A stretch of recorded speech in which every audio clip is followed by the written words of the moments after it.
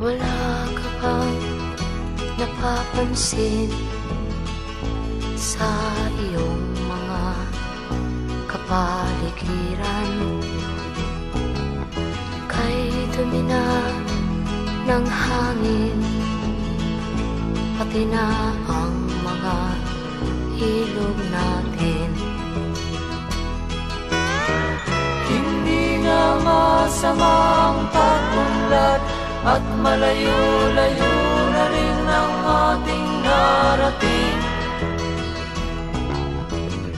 Ngunit masdan mo ang tubig sa dagat, dati kulay asul, ngayon'y naging itim.